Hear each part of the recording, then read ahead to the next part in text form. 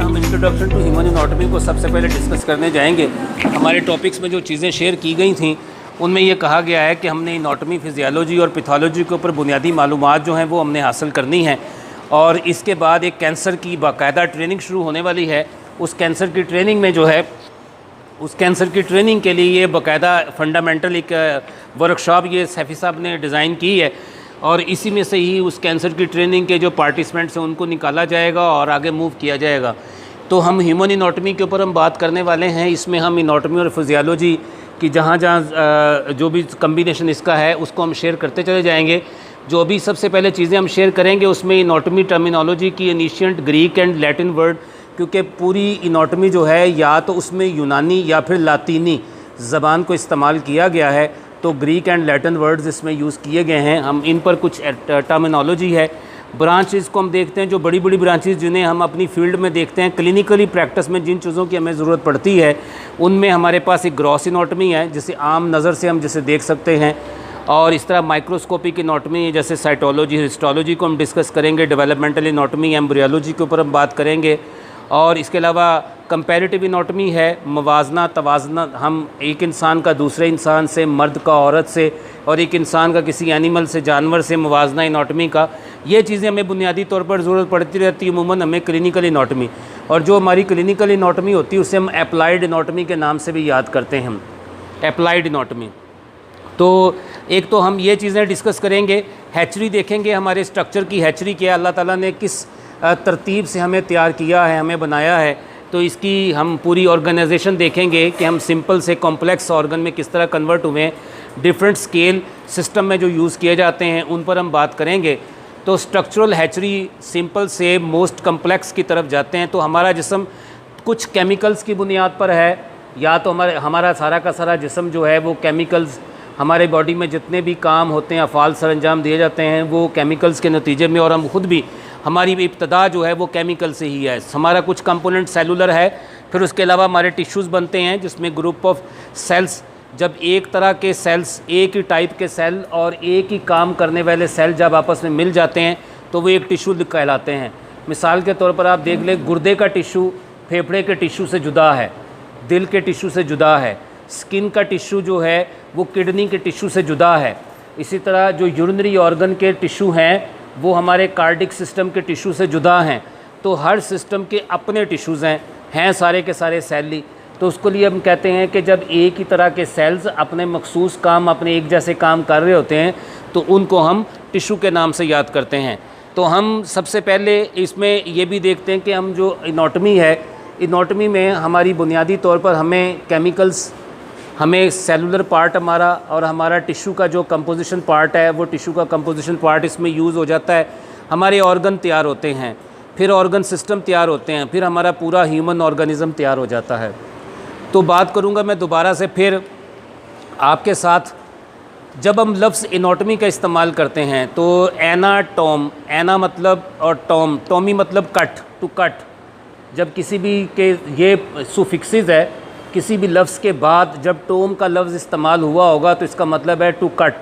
तो काट कर किसी चीज़ का मुआयना किया जाना, उसे हम एनाटॉमी में ही डिस्कस करते हैं। और एना मीन अपॉन, अपॉन मतलब किसी भी ऑर्गन, किसी भी टिश्यू, किसी भी स्ट्रक्चर जब उसका मुआयना करते हैं, उसे काट कर परखते हैं तो उसे हम कहते हैं एनाटॉमी। तो काट कर सीखने के अमल को हम एनाटॉमी कहते हैं। तो एनाटॉमी लफ्ज़ी मानी इसके तो ये हो गए, और ये है कि the structural study of cell is known as anatomy. तो जब भी हम किसी भी स्ट्रक्चर के सेल का मुआयना करते हैं, किसी भी स्ट्रक्चर के सेल का जब हम मुआयना करते हैं तो स्ट्रक्चरल स्टडी, मसलन ये बिल्डिंग बनी है तो इसका एक ख़ास स्ट्रक्चर है, अगर इस बिल्डिंग को हमने डिस्कस करना है तो हम इसके स्ट्रक्चर को डिस्कस करेंगे। तो structural study of cell is known as anatomy.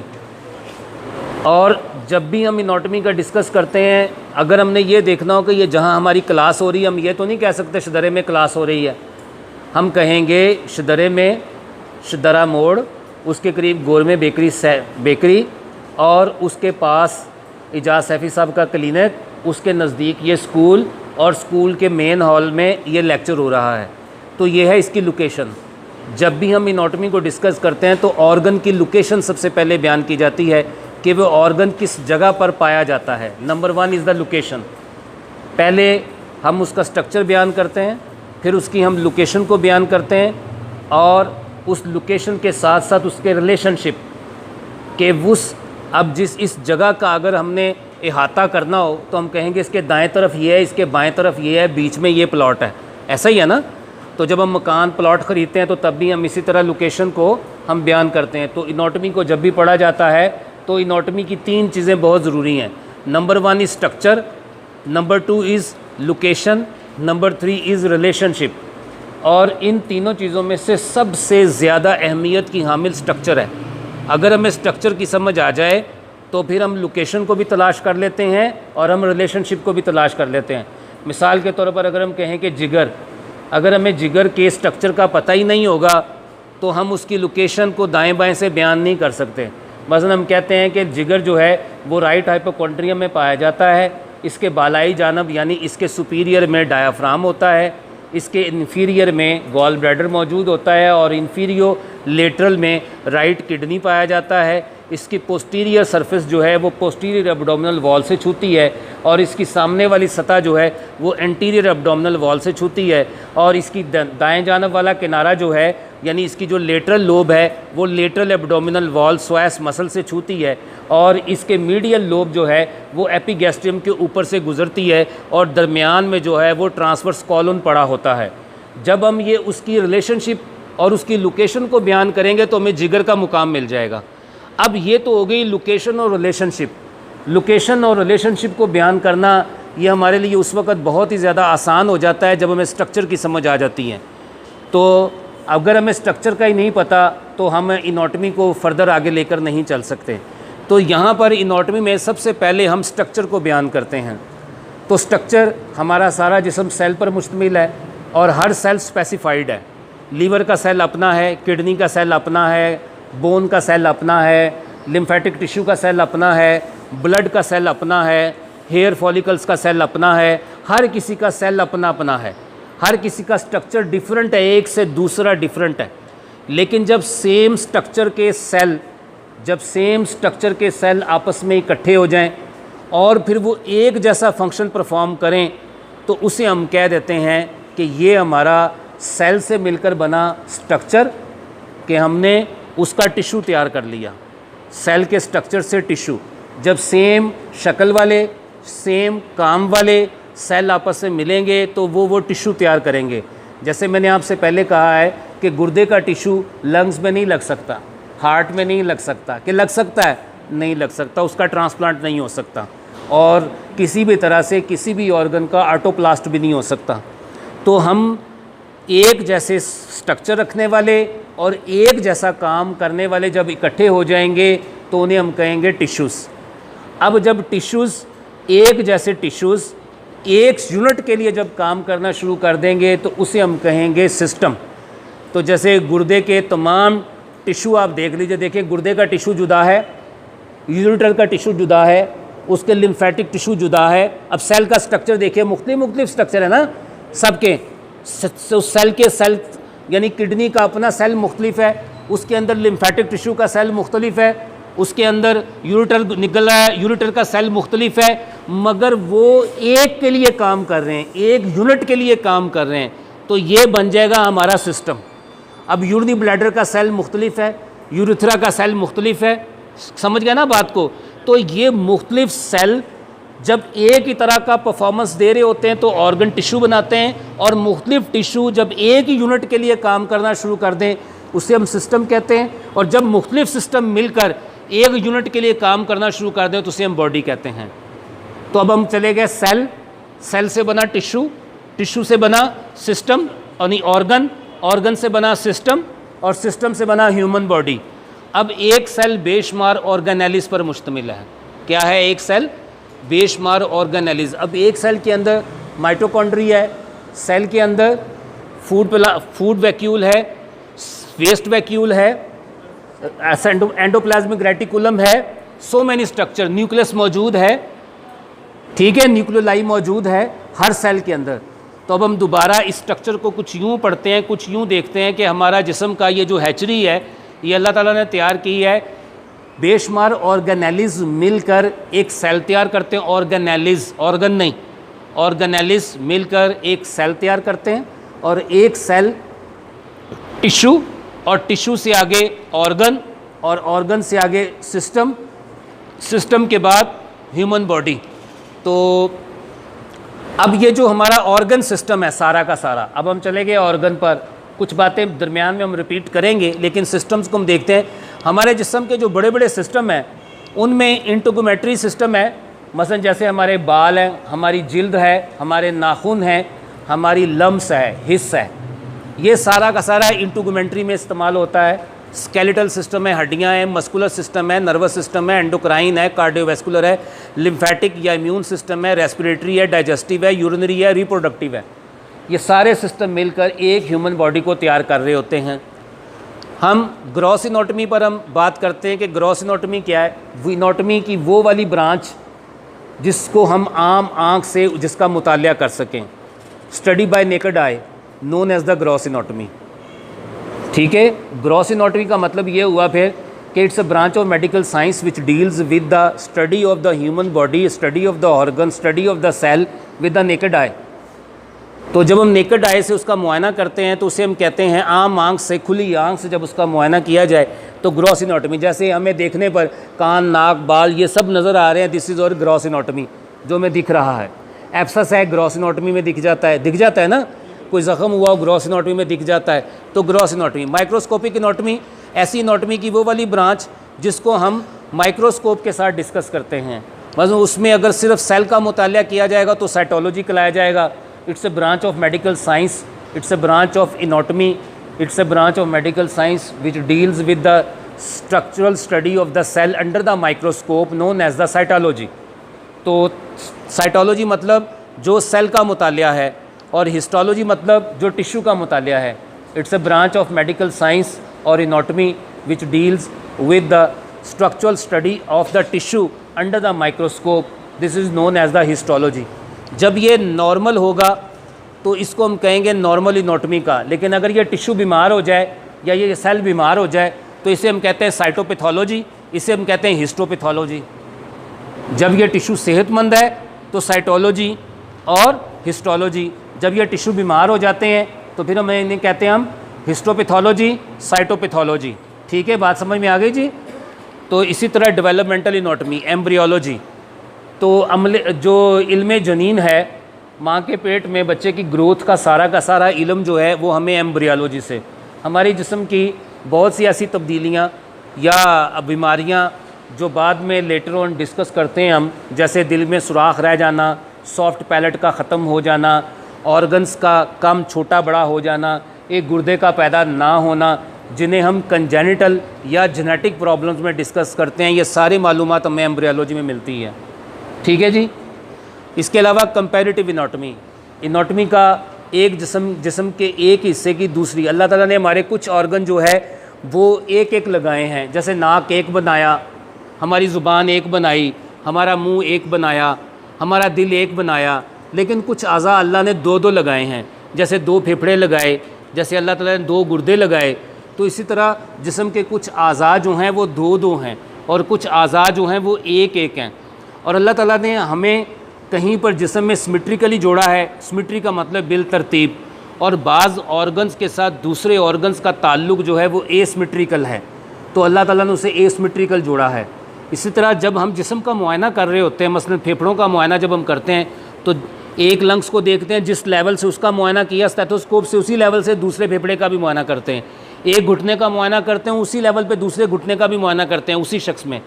तो अगर किसी के स्कैपुला में, क्लेविकल में, रिब्स में, पेट में कहीं पे भी कोई प्रॉब्लम आ रही है तो उसके जिस्म के एक हिस्से का मुआयना दूसरे हिस्से के साथ सिमेट्रिकली हम कर रहे होते हैं, ताकि हम पहले ये जान सकें कि इस जिस्म में अपनी तब्दीली क्या है। तो उसको हम समझते हैं और उसके समझने के बाद फिर हम फर्दर एक इंसान की एनाटॉमी को दूसरे इंसान की एनाटॉमी से कंपेयर करते हैं। मसलन मर्द की एनाटॉमी को औरत की एनाटॉमी से कंपेयर करते हैं। थोड़ा बहुत बाज़ अज़ा में फ़र्क है, मसलन मर्दों की छातियाँ ऐसे फैलती हैं, औरतों की छातियाँ ऐसे फैलती हैं। अब इन दोनों हड्डियों को अगर ऊपर नीचे रिब्स को जोड़ा जाए तो औरतों का जो एंगल ऑफ एलिवेशन होता है वो मर्दों की निस्बत ज़्यादा होता है, जबकि मर्दों का एंगल ऑफ एमर्जिएशन जो होता है वो ज़्यादा होता है। तो औरतों की रिब्स ज़्यादा गोल होती है, जबकि मर्दों की रिब जो है वो थोड़ी सी ज़रा कम गोल होती है। तो इसी तरह जो स्कैपुला बोन है, जो क्लेविकल हड्डी है, ये मर्दों और औरतों की क्लेविकल हड्डी जुदा होती हैं। स्कैपुला बोन जो है इसमें थोड़ा फ़र्क होता है। इसी तरह जो हमारी स्टर्नम हड्डी है, स्टर्नम हड्डी की जो थिकनेस है, मर्दों की थिकनेस कम होती है, औरतों की स्टर्नम की हड्डी की थिकनेस ज़्यादा होती है। अगर हमारे सामने चेस्ट केज रखा हो, एनाटॉमी में जब वाइवा हो रहा होता है तो सामने चेस्ट केज रखा होता है, हम कहते हैं इसमें मेल चेस्ट केज कौन सा है, फीमेल चेस्ट केज कौन सा है। हम सबसे पहले डायमीटर देखते हैं और हाथ लगा के स्टर्नम की थिकनेस को नोट करते हैं, तो हम बता देते हैं ये मेल चेस्ट केज पड़ा हुआ है और ये फीमेल चेस्ट केज पड़ा हुआ है। तो इसी तरह कंपैरेटिव एनाटॉमी एक इंसान की किसी जानवर की एनाटॉमी के साथ मुआयना किया जाए। बाज़ हालात ऐसे होते हैं जैसे कहीं पर कुछ जिस्म के हड्डियाँ मिल जाती हैं, बाजुओं की, टांगों की, पता चलता है ये बच्चे की है, बड़े की है, किसी जानवर की है, तो वो एक ख़ास मुआयने के तहत जो है फिर उन्हें डिस्कस किया जाता है। हम इस ग्रॉस एनाटॉमी में कुछ टर्म्स हम यूज़ करते हैं। एक टर्म हमारे पास है जिसे हम कहते हैं एंटीरियर। तो ये हमारी तकाबली टर्म्स हैं सारी की सारी, इनमें हम तकाबल करते हैं, मुवाजना करते हैं, कंपैरिजन देते हैं। तो ये कंपैरेटिव है। सामने का मतलब है किसी चीज़ के सामने। अब ऐसे तो नहीं कि ऐसे ही सामने, कहता तुम्हारा घर कहाँ है, कहता मेरा घर जो है वो खंबे के सामने, कहता खंबा कहाँ है, कहता मेरे घर के सामने, कहता दोनों कहाँ हैं, कहता आमने सामने। तो ऐसा तो नहीं पूछा गया ना। तो इसी तरह एक तकाबुल है। तो अगर हम कहते हैं कि ये एंटीरियर पार्ट है, भाई किसका एंटीरियर पार्ट है, किससे एंटीरियर पार्ट, आप लोग मेरे सामने हैं, मैं आपके सामने हूँ, ये दीवार मेरे पीछे मगर आपके सामने है, वो दीवार आपके पीछे है लेकिन मेरे सामने है। तो इसी तरह हम तकाबुल देते हैं। तो जब भी किसी भी ऑर्गन का मुआयना किया जाता है तो हम कहते हैं ये इसका एंटीरियर पार्ट है। मिसाल के तौर पर अगर जिगर की ये एक्चुअल पोजीशन है तो ये उसका इंटीरियर पार्ट है, ये उसका पोस्टीरियर पार्ट है, ये उसका सुपीरियर पार्ट है, ये उसका इन्फीरियर पार्ट है, ये उसका लेटरल पार्ट है, ये उसका मीडियल पार्ट है। इसको मैं घुमा के अगर ऐसे भी कर दूंगा ना तो ये मीडियल रहेगा, ये लेटरल रहेगा, क्योंकि हम एनाटॉमी को एनाटॉमी की तरह ही पढ़ते हैं। आपको बात समझ में आ गई। अब ये नहीं कि जिगर घुमा के अगर इधर कर दिया जाएगा तो हिस्से बदल जाएंगे। अगर ये इसका सुपीरियर पार्ट है और ये इसका इन्फीरियर पार्ट है, अगर मैं इसे घुमा के ऐसे कर दूंगा आपके सामने तो ये इसका सुपीरियर ही रहेगा, ये इसका इन्फीरियर ही रहेगा, क्योंकि हमने उसे एनाटॉमिकल पोजीशन में डिस्कस करना है और जो एनाटॉमिकल पोजीशन है उसको उसी लिहाज से पढ़ना है। मेरे दिल की एपेक्स अगर नीचे है और बेस अगर उसकी ऊपर है तो मैं घुमा के अगर उसको ऊपर नीचे कर दूंगा तो एपेक्स हमेशा नीचे ही रहेगी, चाहे मैं उसे ऊपर भी ले जाऊँ। बात फॉलो करके आप, अगर गुर्दे का, अगर ये किडनी है तो किडनी का ये वाला बाहर वाला उसका लेटरल पार्ट है, ये उसका इंटीरियर पार्ट है, ये उसका पोस्टीरियर पार्ट है, ये उसका मीडियल है और यहाँ से यूरिथ्रा निकल रहा है, यूरिटर निकल रहा है, ये यूरिटर इसका निकल रहा है। अगर मैं इसको घुमा के ऐसे कर दूंगा तो ये इसका मीडियल ही रहेगा, जैसे राइट किडनी और लेफ्ट किडनी। अब मेरी बात फॉलो कर गए।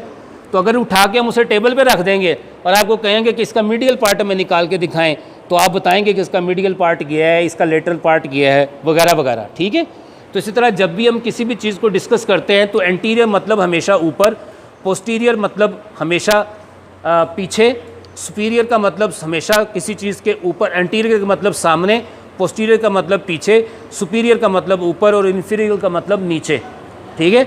तो ये चीज़ें आपने कुछ देखी भी हुई हैं। इस तरह मीडियली और लेटरली, ये दरमियान में अगर एक फ़र्जी लाइन गुजारी जाए तो इस मिड लाइन के ज़्यादा करीब जो चीज़ होगी उसे मीडियल कहेंगे और मिड लाइन से फासले पर जो चीज़ पड़ी होगी उसे हम लेटरल कहेंगे।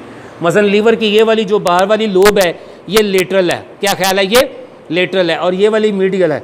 मसलन ये मेरा हाथ है, ये मेरा अंगूठा जो है वो लेटरल है और ये मेरी छोटी उंगली जो है ये मीडियल है, ये हमेशा मिड लाइन के करीब है।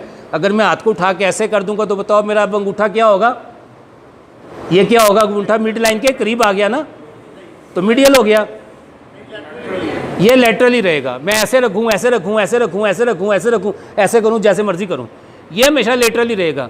जबकि इन तीनों की पोजीशन डिफर होती रहती है। इसकी पोजीशन क्या है, इन दो को देखेंगे तो ये लेटरल है, ये मीडियल है, इन दो को देखेंगे तो ये मीडियल है, ये लेटरल है, इन दो को देखेंगे तो ये मीडियल है, ये लेटरल है। ऐसे कर लो, ऐसे कर लो, ऐसे कर लो, ऐसे कर लो, जैसे मर्जी कर लो। समझ आ गई बात की। तो इन तीनों की पोजीशन चेंज होती रहती है जबकि इन दो की पोजीशन हमेशा कांस्टेंट रहती है। तो इसी तरह हम मीडियल और लेटरल को डिस्कस कर लेते हैं। फिर इस तरह प्रॉक्सिमल और डिस्टल को, ये दो टर्म्स जो हैं बाजुओं और टांगों पर इस्तेमाल होती हैं, लिम्स पर। प्रॉक्सिमल का मतलब है जड़ के करीब और डिस्टल का मतलब है जड़ से दूर। ये आपके साथ मगज़मारी इसलिए की जा रही है, हो सकता है ये खुश्क हो आपके लिए और बाज़ के लिए कुछ इंटरेस्टेड भी हो और बाज़ के लिए खुश्क हो, क्योंकि जो जिनकी जमाइयाँ आना शुरू हो गई हैं वो मुझे पता चल गया खुश्क कहाँ पर है, जहाँ नहीं है। तो अब हो सकता है, लेकिन ये इसलिए है क्योंकि जब कल को आपके पास MRI की रिपोर्ट आनी है ना, CT स्कैन की रिपोर्ट आनी है, तो उसमें ये सारी चीज़ें इस्तेमाल हो रही होनी हैं। और फिर सैफ़ी साहब की वो जो मेहनत जो कैंसर वर्कशॉप के लिए कर रहे हैं ना बेचारे पिछले 3 साल से, तो सारी की सारी पे पानी फेर कर रख देना हम लोगों ने। तो इसलिए ये सीख लें हम। तो ये जो 10 दिन की 10 हफ्तों की जो एक्सरसाइज आपके साथ अब की जा रही है ना, ये उस एक्सरसाइज को मजबूत बनाने के लिए की जा रही है। अगर आपको मुश्किल हो तो कोई बात नहीं, ग्रुप में लिखें, मुझे अटेंशन दें ग्रुप के अंदर और मुझे एड्रेस करें, मैं उसका आपको जवाब दूंगा। लेकिन अगर आप कॉमन सवाल पूछ रहे हैं तो हो सकता है मैं ग्रुप को ना देख सकूं, आपके होप के ग्रुप की बात कर रहा हूं, हो सकता है उसे ना देख सकूं। अगर आप उसमें ये लिखते हैं attention to doctor Bhatti kindly tell me कि मेरा ये इशू है, ये प्रॉब्लम है, तो मैं उसे एड्रेस भी करूँगा, उसके बारे में आपको बता दूंगा मैं। तो अगर आपको कोई प्रॉब्लम है मुझे अटेंशन दें, मुझे उसमें एड्रेस करें और या मुझे उसमें इनबॉक्स करें, तो मैं आपको उसका जवाब भी दे दूंगा, आपको बता भी देंगे। तो ये दोनों टर्म्स जो हैं ये हमारे लिम्स पर यूज़ होती हैं, बाजू और टांगों पर। तो प्रोक्सिकल का मतलब है जड़ के करीब और डिस्टल का मतलब है जड़ से दूर, वैसे भी डिस्टेंस कहते हैं फासला। तो हमारा ये जो कंधा है ये हमारी जड़ है, ये हिप जॉइंट जो ये हमारी जड़ है। जो चीज़ हमारी जड़ के करीब होगी वो प्रोक्सिमल होगी और जो जड़ से दूर होगी वो डिस्टल हो जाएगी।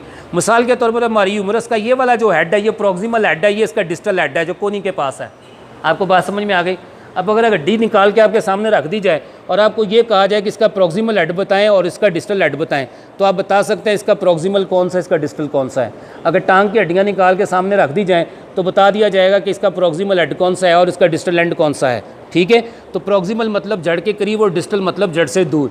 तो when ever any part of muscle, इसी तरह मसल की बेली है तो ये एक फाइबर मसल है, डेल्टॉइड, बाइसेप्स, ये सारे मसल जो ट्राइसेप्स वगैरह लगे हुए हैं। अगर आपके सामने एक मसल का कंपार्टमेंट निकाल के रखा जाता है और आपको कहा जाता है कि इस मसल कंपार्टमेंट में बताइए आप इसका डिस्टल एंड कौन सा है और इसका जो है वो प्रोक्सिमल एंड कौन सा है, तो आप मसल की मूवमेंट को चेक करके आप बता सकते हैं कि इसका डिस्टल कौन सा और इसका एंड कौन सा है। उसमें उसकी ओरिजिन और उसकी इंजर्शन, मायोलॉजी को जब आप पढ़ेंगे पूरी तरह तफसील से तो उसकी ओरिजिन और उसकी इंजर्शन को आप देख लीजिएगा तो आप उसे समझ सकते हैं कि इसका प्रोक्सिमल या डिस्टल एंड कौन सा है। इस तरह सुपरफिशियल एंड डीप, सुपरफिशियल मतलब सतही और डीप मतलब गहराई। अच्छा, ये सुपरफिशियल और डीप हो गया, ये सुपीरियर और इन्फीरियर हो गया।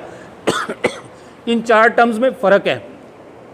फ़र्क ये है कि ये सुपीरियर मतलब बालाई सतह और ये सुपरफिशियल का मतलब ये है कि बालाई सतह, दोनों का मतलब है बालाई सतह। अच्छा, अब ये सुपीरियर और इन्फीरियर हमेशा यूज़ होते हैं सॉलिड या सेमी सॉलिड ऑर्गन्स के लिए, जैसे गुर्दा, जैसे जिगर, जैसे दिल, इनके लिए यूज़ हो रहे हैं। और दिल नहीं, जैसे गुर्दा, जैसे जिगर, ये सेमी सॉलिड ऑर्गन्स हैं, या सॉलिड, जैसे हड्डियाँ, ये सॉलिड ऑर्गन्स हैं। लेकिन ये दोनों टर्म्स यूज़ होते हैं सुपरफिशियल और डीप हॉलो ऑर्गन्स के लिए, खोखले अज़ा के लिए। मसलन स्टमक खोखला है तो स्टमक एक सुपरफिशियल सतह, एक डीप सतह है। बात फॉलो कर गए आप? तो ये दोनों टर्म्स होती हैं, दोनों का मतलब सेम ही है। सुपरफिशियल का मतलब भी सतही तौर पर है, डीप का मतलब गहराई है। यहाँ सुपीरियर और इन्फीरियर का मतलब भी सतही तौर पर और गहराई तौर पर है। मगर ये दोनों टर्म्स यूज़ होती हैं हॉलो ऑर्गन्स में, ये दोनों टर्म्स यूज़ होती हैं स्पॉन्जी ऑर्गन्स में या फिर सॉलिड ऑर्गन्स में। बात याद रखेंगे आप लोग। अब कोई ये नहीं कहेगा कि इन्फीरियर पोर्शन ऑफ स्टमक, तो इन्फीरियर पोर्शन कभी नहीं कहा जाएगा, वो उसमें उसको कहा जाएगा डीप सतह। जी आप क्या पूछना चाह रहे हैं? जी गहराई, गहराई में, और इसको कट करके भी आप अंदर जा सकते हैं। जी कफेलिक एंड वेंट्रल, वर्टिब्रल, ये कफेलिक और वर्टिब्रल ये दोनों टर्म्स यूज़ होती हैं, हम गायनी में यूज़ करते हैं, ऑप्स में, ऑब्स्टेट्रिक्स में। जो बच्चा सर के बल बाहर आ रहा होता है उसे हम कफेलिक कहते हैं, और जो ये कंधों या स्पाइन के बल बाहर आता है तो उसे हम वर्टिब्रल के नाम से याद करते हैं। इस तरह थोरेसिक एंड अपेंडिकुलर, छाती के अतबार से बाज़ चीज़ों को तकसीम किया और बाज़ चीज़ों को अपेंडिकुलर यानी स्पाइन के अतबार से, जो रीढ़ की हड्डी है उसे हम अपेंडिकुलर कहते हैं। तो बाज़ चीज़ों को डिस्कस करने के लिए अपेंडिकुलर डिस्कस किया जाता है और बाज़ में थोरेसिकली डिस्कस किया जाता है। इसी तरह ब्रेकियल और लंबर में, तो ब्रेकिया मतलब ये हमारे जो शोल्डर के अंदर वाले हिस्से ब्रेकिया पोर्शन है, और लंबर पोर्शन ये जो कमर का हिस्सा होता है। तो हम अपनी स्पाइन में कुछ ब्रेकियल एरियाज़ को डिस्कस कर रहे होते हैं, बाज़ बीमारियों में रेफरेंस दे रहे होते हैं और बाज़ में जो है लंबर का रेफरेंस देते हैं। Body plans and sections, anatomical variations, human body plan, हर इंसान की वेरिएबिलिटी भी होती है। हर इंसान जो है एक इंसान से मुख्तलिफ जुज़वी तौर पर मुख्तलिफ भी हो सकता है। तो हम जो प्लान्स डिस्कस करते हैं ये हमारे 3 प्लान्स हैं। एक तो प्लान ऐसे है कि हमने बीचों बीच पूरे जिस्म को 90 डिग्री पर तकसीम कर रखा हुआ है, अलोंग द वाई एक्सिस, बीचों बीच सामने से ऐसे तकसीम कर रखा हुआ है, तो इसको हम कहते हैं मीडियन प्लान। और एक हमने तकसीम कर रखा हुआ है यूं, ऐसे बीचों बीच, आधा आगे आधा पीछे, आधा सामने और आधा पीछे, इसे हम कहते हैं कोरिनियल प्लान। और एक हमने यूं तकसीम कर रखा हुआ है उफ़क़ी सतह पर, इसे हम कहते हैं हॉरिजॉन्टल प्लान। तो ये 3 प्लान है। एक ये प्लान आपको डिस्कस करके दिखाया गया है, ये ट्रांसवर्स प्लान कहलाता है, या फिर इसे हम हॉरिजॉन्टल प्लान कहते हैं, इसे क्रॉस सेक्शन भी कहा जाता है। एक ये प्लान डिस्कस किया गया है, ये जो सामने से बीचों बीच ऐसे ऊपर से नीचे दाएं बाएं राइट लेफ़्ट में तकसीम किया गया है, तो ये बीचों बीच तकसीम करके राइट लेफ़्ट में इसको तकसीम किया गया है, ये हमारा कहलाता है मीडियन प्लान कहलाता है, या इसे मिड सैजिटल प्लान भी कहते हैं। और एक सामने, आधा सामने से आधा पीछे से, इसको हम काम कर रहे हैं, ये हमारा फ्रंटल प्लान के नाम, ये हमारा कहला रहा होता है आल्सो, इसको कोरिनियल प्लान के नाम से भी इसको याद किया जाता है।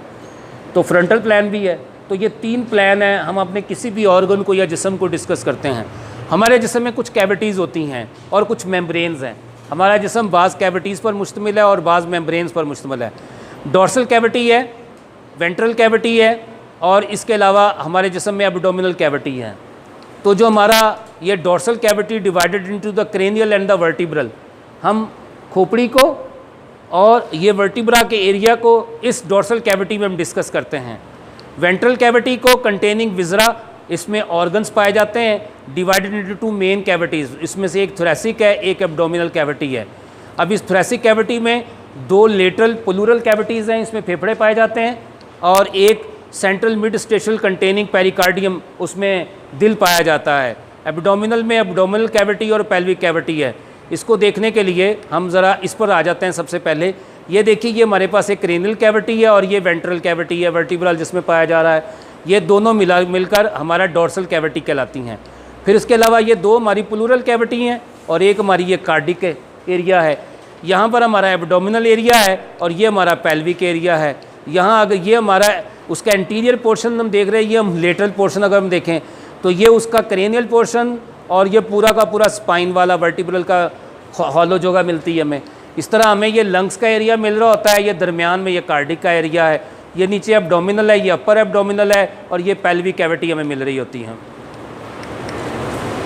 हम इसमें ये देखते हैं कि 2 कैविटीज़, थोरेसिक कैविटी में फेफड़े और दिल पाया जाता है, एब्डोमिनल में एब्डोमिनल कैविटी और पेल्विक कैविटी पाई जाती है।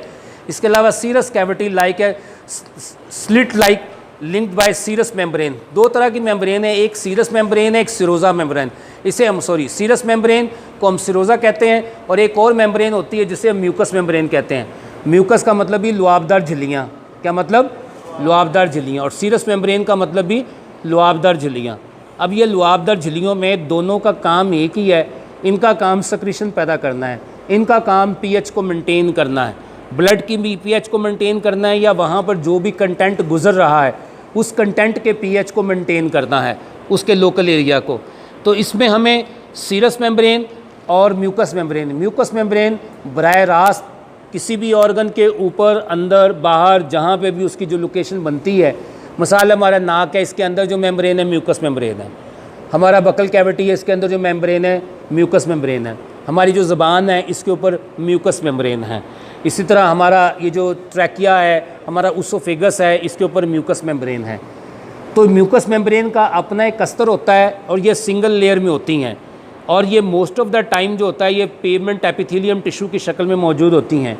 लेकिन सीरस मेम्ब्रेन भी इसी तरह का ये एक गॉबलेट सेल पर मुश्तमिल एक मेम्ब्रेन है। आगे चल के हम इसको पढ़ते भी हैं, लेकिन यहाँ थोड़ा सा तारुफ आपको करवा देता हूँ। उसमें ऐसा है कि ये जो सिरोजा मेम्ब्रेन है ये उसके ऊपर एक स्लिट लाइक एक हॉल की तरह चढ़ा होता है। मिसाल के तौर पर आगे इसकी एक शक्ल भी है, वो शक्ल से उसकी ज़रा थोड़ी ज़्यादा वजाहत हो जाएगी, वहाँ चल के उसको हम डिस्कस करते हैं। तो सीरस मेम्ब्रेन है, इसमें पैराइटल सिरोजा होता है, हमारा विजुअल सिरोजा।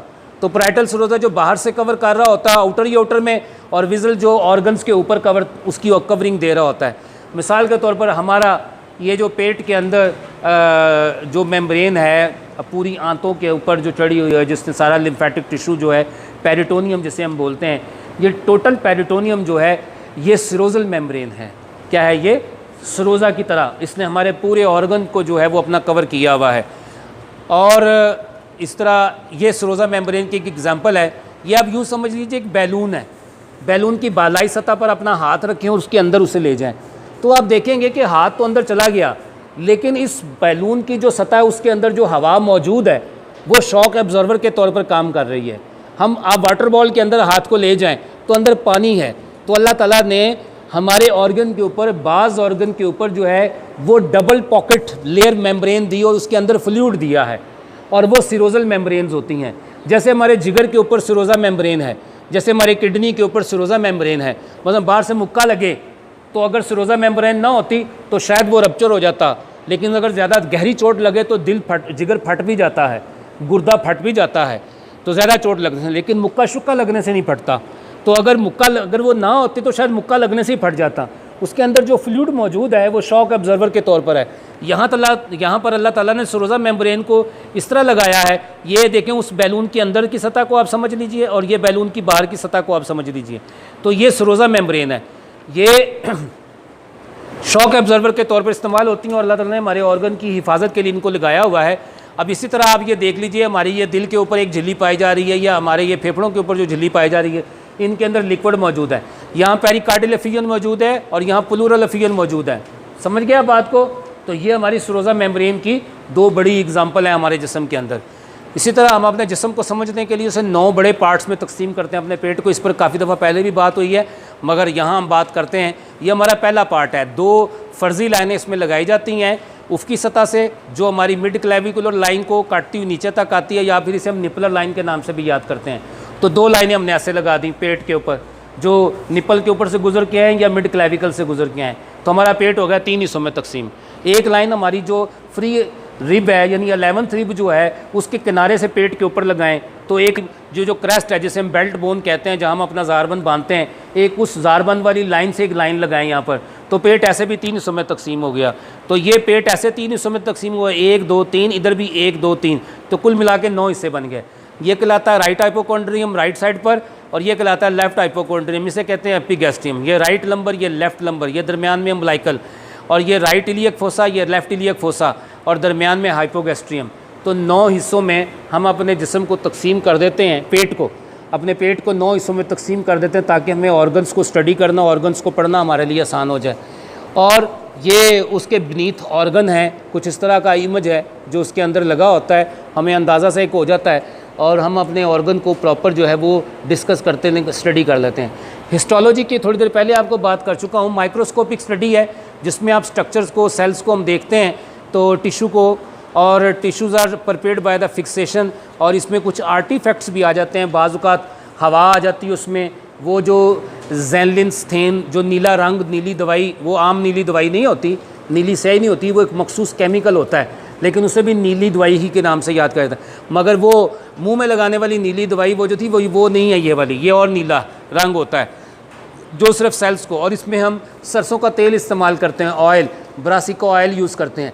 तो बाज़ औक़ात ब्रासिका ऑयल के कुछ कंपोनेंट, और कभी कभार उस ज़ैनलिनस्थेन के कंपोनेंट, और कभी कभार एयर का बबल उस स्लाइड के अंदर बन जाता है, तो उनको हम कहते हैं आर्टिफैक्ट्स, जो बाज़ औक़ात तशख़ीस करने में हमें धोखा दे देता है। तो हम जब भी स्लाइड्स तैयार करते हैं तो हम उसमें आर्टिफैक्ट्स को मिनिमम करने की कोशिश करते हैं, ठीक है। तो हिस्टोलॉजी में टिश्यू की माइक्रोस्कोप के नीचे जो है उसकी स्टडी को हम देखते हैं।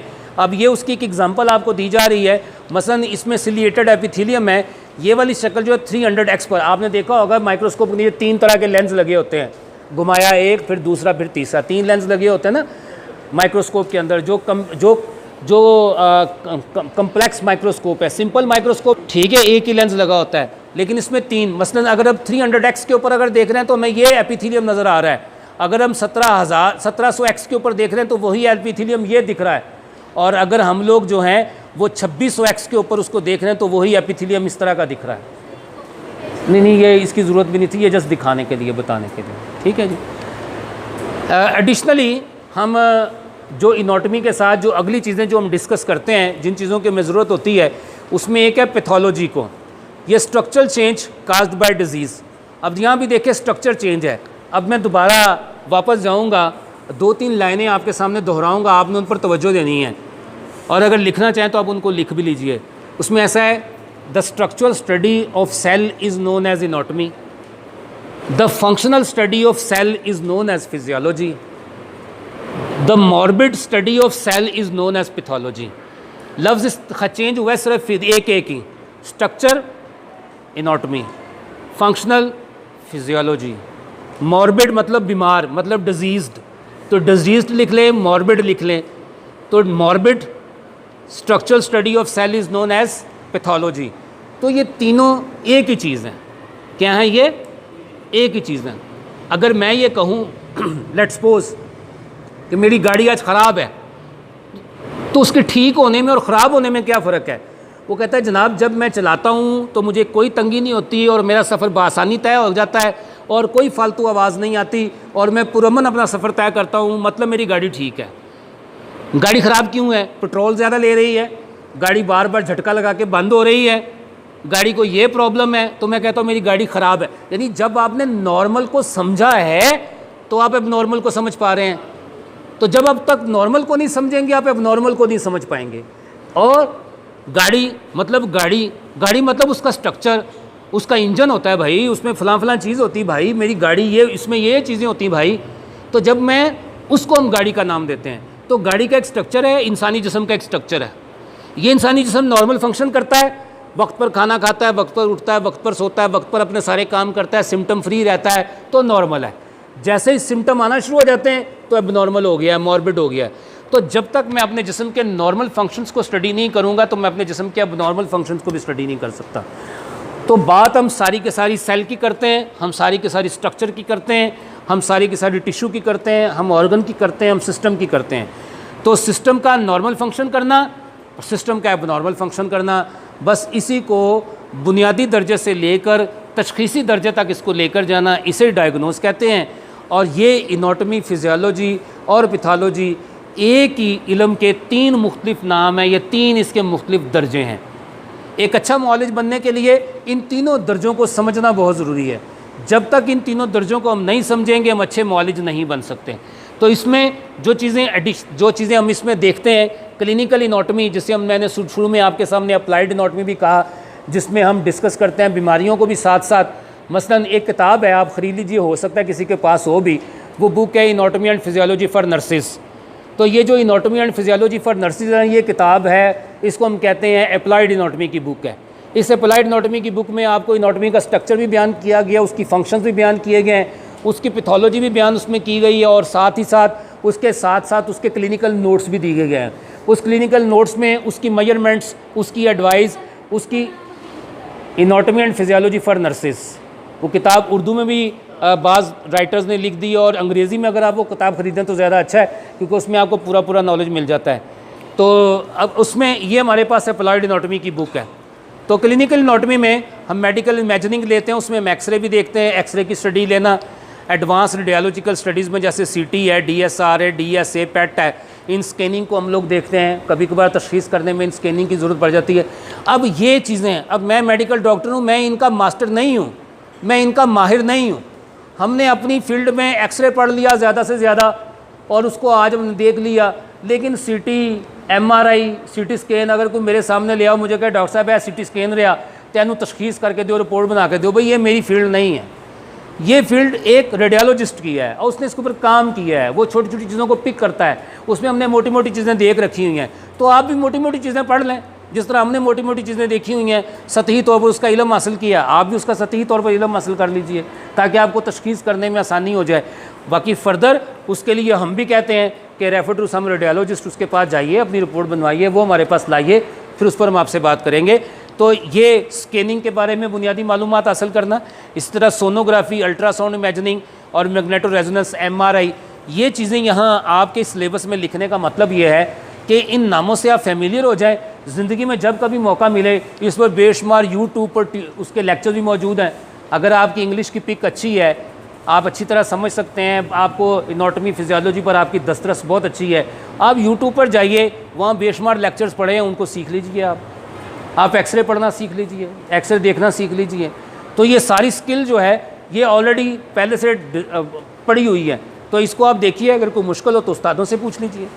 मसलन ये एक चेस्ट एक्सरे के बारे में आपको एक मालूमात देते हैं हम, ताकि तशख़ीस करने में थोड़ी सी आसानी हो जाए। मसलन ये चेस्ट एक्सरे है, ये इसकी क्लेविकल बोन है दोनों तरफ से, ये रिब्स हैं जनाब।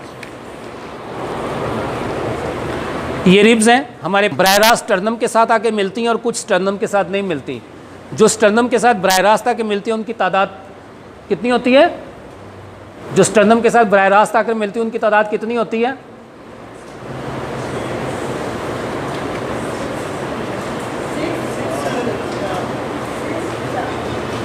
6, 4 तो कल आगे तो पहुंच ही जाओगे। ट्रू रिब्स कितनी होती हैं? ट्रू रिब्स 2 होती हैं। प्रोफेसर साहब इफ्तिखार साहब फरमा रहे हैं 2 होती हैं। कितनी होती हैं ट्रू रिब्स? कितनी होती हैं फॉल्स रिब्स? कितनी होती हैं? 7 ट्रू रिब्स हैं जो बराह रास्त स्टर्नम के साथ आके मिलती हैं। 5 फॉल्स रिब्स हैं जिसमें से 2 फ्लोटेड है और 3 जो हैं वो 7वीं के साथ आके जुड़ती हैं। तो 2 पीछे खाली रह जाती हैं, जो पीछे तक ही रहती हैं 11 और 12, और उसके अलावा 10, 9 और 8 जो हैं वो 7वीं के साथ आके जुड़ जाती हैं और 7वीं स्टर्नम के साथ जुड़ी होती है। 1 से 7 तक सारी स्टर्नम के साथ जुड़ी होती हैं, जिन्हें हम ट्रू रिब्स कहते हैं। तो इसमें से ये रिब्स 2 क्लेविकल, ये दरमियान में मीडिया स्टर्नल पोर्शन जहाँ दिल रखा हुआ है, ये डायाफ्राम का एक हिस्सा, ये डायाफ्राम का दूसरे वाला हिस्सा, ये राइट साइड है और ये वाली लेफ़्ट साइड है। ये लेफ़्ट साइड इसलिए है कि इसकी दिल की जो अपेक्स है वो इधर है और ये हिस्सा भी छोटा बन रहा है, ये हिस्सा बड़ा बन रहा है, तो ये लीवर का इंप्रेशन है। और अगर ये वाली साइड भी ऊंची हो जाए इतनी जितनी ऊंची ये है, तो फिर वो गैसेज होती हैं, गैस ट्रबल्स होती हैं। तो जैसे ये ऊपर जाता है हम कहते हैं आपके पेट में गैस बहुत ज़्यादा है, और या फिर इंटेस्टाइनल कोई एलिमेंट आ रही है, या फिर यहाँ जो दिल का साइज़ जो है बड़ा हो जाता है, कार्डिक फ्लूइड आ जाता है। अगर कार्डिक फ्लूइड आ जाए तो यहाँ आप देखिए ये एक आपको ब्लैक छोटी सी लाइन नज़र आ रही है। इसी तरह ये वैसे ये हेल्दी एक्सरे है, लेकिन अगर यहाँ पर भी एक डबल सॉकेट अगर आपको लाइन, जिस तरह आपने वो पेरिकार्डियम की या प्लूरल मेम्ब्रेन की 2 नीली लाइनों दरमियान में फ्लूइड आपने देखा है, अभी पीछे ही मुझे देख रहा है ना, अगर यहाँ पर भी आपको 2 लाइनें काली नज़र आ जाए, एक ये काली लाइन एक अंदर काली लाइन, बीच में अगर आपको सफ़ेद सा फ्लूइड नज़र आ जाए, तो इसे कहते हैं कि दिल का साइज बड़ा हो गया है, तो पेरिकार्डियल एफ्लूएंस जो है वो आना शुरू हो गया। तो पेरिकार्डियल एफ्लूएंस दिल के ऊपर जो झिल्ली में मौजूद है, पेरिकार्डियम उसके अंदर पानी भर गया, तो कहते हैं इसको पेरिकार्डाइटिस हो गया है, या दिल का साइज जो है बड़ा हो गया है। दिल जो है पूरी चेस्ट के 1/3 हिस्से पर मुश्तमिल होता है। अगर हमारी चेस्ट 12 इंच की है, ये यहाँ से लेके यहाँ तक अगर ये 12 इंच की है, तो मेरा दिल जो है वो 4 इंच के आसपास है, और बाकी जो 8 इंच है वो मेरी छाती में दोनों तरफ मेरे फेफड़े हैं। तो मेरा दिल का साइज़ जो है मेरी पूरी छाती के डायमीटर का 1/3 हिस्सा होता है। तो आपने चेस्ट एक्सरे देखते वक्त आपने डॉक्टरों को अस्पताल में देखा होगा, वो उंगलियाँ लगा लगा के यूँ चेक करते हैं बाजू का, जो जूनियर होते हैं। जो सीनियर के हो जाते हैं उनको वैसे ही अंदाज़ा हो जाता है कि 1/3 है कि या 1/3 से ज़्यादा है, लेकिन छोटे डॉक्टरों को जो ऑब्जर्वेशंस होते हैं, जितने हमारे ये इंटर्नशिप्स में जो आए होते हैं या ऑब्जर्वेशनशिप पर वहाँ जो हमारे स्टूडेंट्स होते हैं, उनको हम सिखाते हैं भाई उंगलियाँ का इस्तेमाल करके देखो, इसको मैयर करो, या स्केल रख के देखो, इसको मैयर करो, ताकि आप लोगों को चीज़ों की समझ आ जाए। तो अब आप ये देख लीजिए, ये दोनों ऊपर क्लेविकल्स हैं, ये नीचे रिब्स लगी हुई हैं, और ये दरमियान में जो काफ़ी गहरी ब्लैक जगह है, ये हवा मौजूद है फेफड़े के अंदर, ये हमारे दिल का साइज़ है, ये नीचे जो डायाफ्राम लगा हुआ है। और इसी तरह ये अल्ट्रासाउंड का एक इमेज है। तो मुझे कोई ये बताएगा कि अल्ट्रासाउंड में किस चीज़ का इमेज है? तो वैसे तरह चेक करें, बच्चे का है जी, बता दे कोई बच्चे का मुंह सर कहाँ है? ये हेड है, ये हेड है, ये बॉडी है,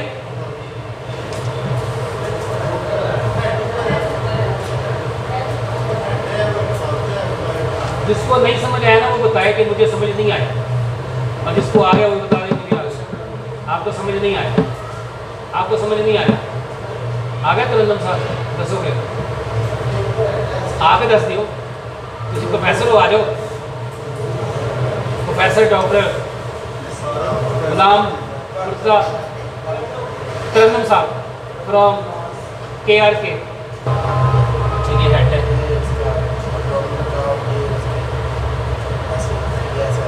अच्छा ये क्या है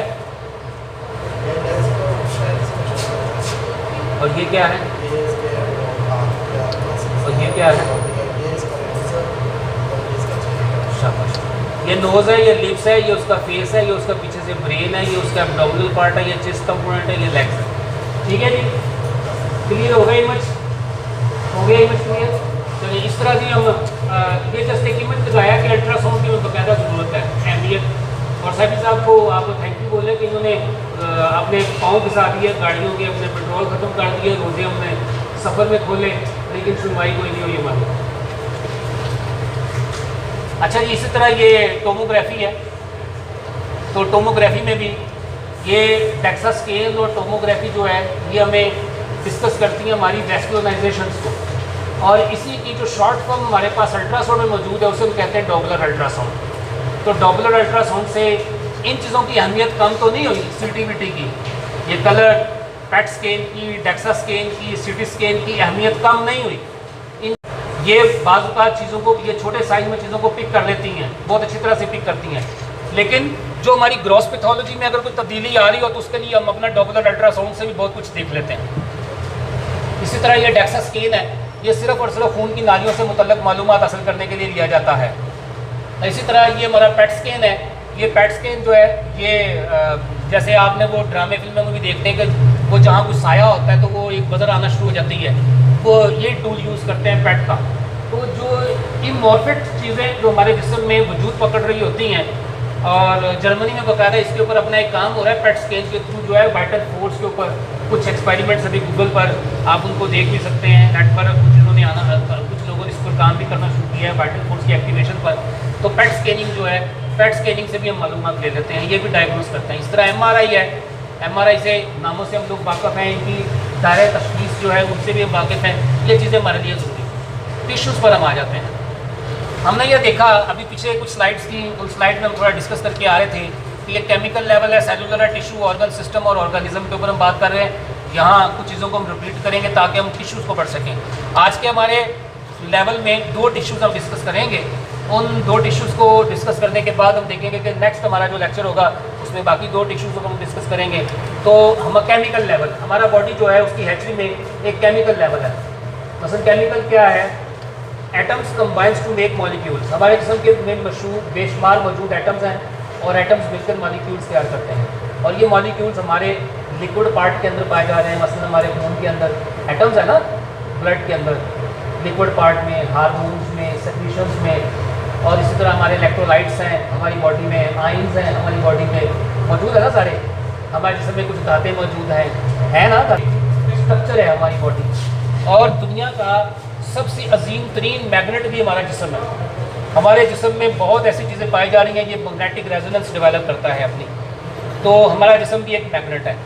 तो हमारे जिस्म में मुख्तलिफ एटम्स हैं और एटम से मिलकर मॉलिक्यूल तैयार होते हैं और 4 बड़े मैक्रो मॉलिक्यूल्स हमारे जिस्म में पाए जाते हैं। 4 बड़े मैक्रो मॉलिक्यूल्स, उनमें एक कार्बोहाइड्रेट, लिपिड्स, प्रोटीन्स और न्यूक्लिक एसिड, ये 4 चीज़ें हैं मैक्रो मॉलिक्यूल्स। अगर कोई हमसे ये पूछे कि हमारी बॉडी के मैक्रो मॉलिक्यूल्स कौन कौन से हैं, तो उनमें कार्बोहाइड्रेट, प्रोटीन, फैट्स यानी लिपिड्स और उसके बाद न्यूक्लिक एसिड। ये न्यूक्लिक एसिड कहाँ पाया जाता है? न्यूक्लिक एसिड कहाँ पाया जाता है? न्यूक्लियस में। न्यूक्लियस कहाँ पाया जाता है? सेल के अंदर। हमारे जिस्म में तो कौन सा ऐसा पार्ट है जो जिसे हम कहते हैं तो सेल है, मगर वो सेल नहीं होता, उसमें न्यूक्लियस नहीं होता? रेड ब्लड सेल, जिसे हम रेड ब्लड कार्पसल कहते हैं। बस ये एक सेल नहीं है हमारे जिस्म में, लेकिन कहते हैं सेल नहीं है, ठीक है, क्योंकि ये यूज़ हो रहा होता है, तो सेलुलर यूज़ हो रहा होता है तो इसे हम सेल कहते हैं, लेकिन इसमें न्यूक्लियस नहीं होता, ये न्यूक्लियस फ्री सेल है। और जहाँ कहीं न्यूक्लियस होता है, न्यूक्लियस में न्यूक्लिक एसिड होता है। न्यूक्लिक एसिड का क्या काम है? न्यूक्लिक एसिड बुनियादी तौर पर है क्या?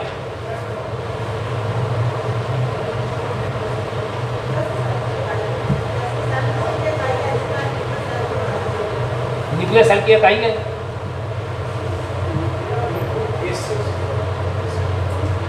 हाँ, न्यूक्लिक एसिड क्या है बुनियादी तौर पर? ये क्या है?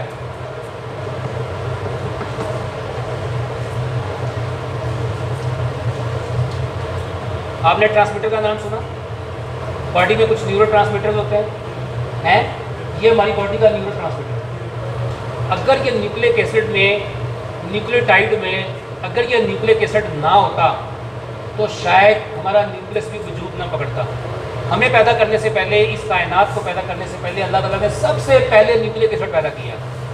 इसी न्यूक्लिक एसिड से ज़मीन बनी, इसी न्यूक्लिक एसिड से दरख्त बने, इसी न्यूक्लिक एसिड से हम बने, इसी न्यूक्लिक एसिड से हर जी रूह बना, हर चीज़ न्यूक्लिक एसिड से बनी।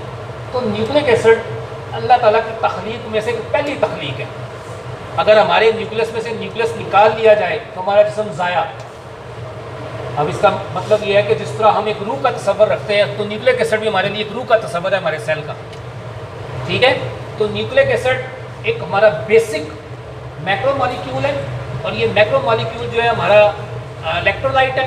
और ये इलेक्ट्रोलाइट अगर ये ना काम कर रहा होता तो शायद हमारा न्यूक्लियस भी अपना प्रॉपर काम ना करता। और जब हमारा न्यूक्लियस बीमार पड़ता है, सेल बीमार पड़ता है, जिसे हम गैंग्रीन की शक्ल में, गैंग्रीन, न्यूप्लाज्मिक कार्सिनोमा की शक्ल में, कैंसर की शक्ल में, तो हमारा सबसे पहले ये न्यूक्लिक एसिड डैमेज होता है जी। अच्छा, दूसरा लेवल है हमारा सेलुलर का लेवल। हमारा जिस्म कुछ सेल्स पर, सेलुलर लेवल पर है, made up of cells and cellular organelles, molecules मिलके बने। Cells can be eukaryotic and prokaryotic. तो ये दो सेल्स ये क्या हैं, कौन सी, इनकी कौन सी किस्में हैं? यूरोकैरियोटिक और पैरोकैरियोटिक, कौन सी दो किस्में हैं सेल की?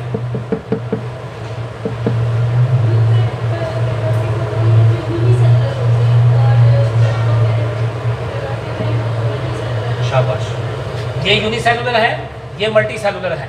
तो हमारा जिस्म बाज़, हमारी तख्लीक जो है वो यूनिसेलुलर के हिस्सों पर है और बाज़ मल्टी सेलुलर में है।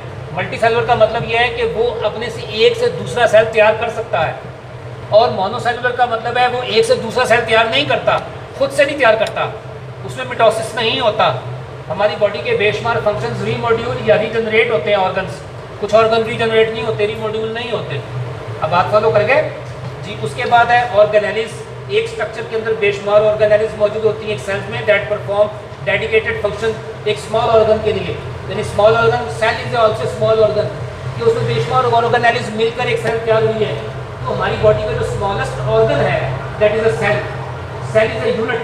तो इस सेल से फिर टिश्यू तैयार हुआ, फिर इस टिश्यू से ऑर्गन बना, उस ऑर्गन से सिस्टम बना, और उस सिस्टम से बॉडी तैयार हुआ। तो एक सिंपलेस्ट ऑर्गन हमारी बॉडी में, या स्मॉलेस्ट ऑर्गन जो बॉडी में है, वो हमारा सेल है, और इस सेल में भी बेशुमार ऑर्गेनेलिस मौजूद है। तो हमारा दूसरा लेवल हो गया सेलुलर। पहला लेवल है हमारा केमिकल, और केमिकल में जो चीज़ें हमने याद रखनी है, nucleic acid, lipids, protein, carbohydrates. ठीक है, फिर टिश्यू। हमारा जो थर्ड एचडी में थर्ड लेवल जो है वो हमारा टिश्यू का लेवल है।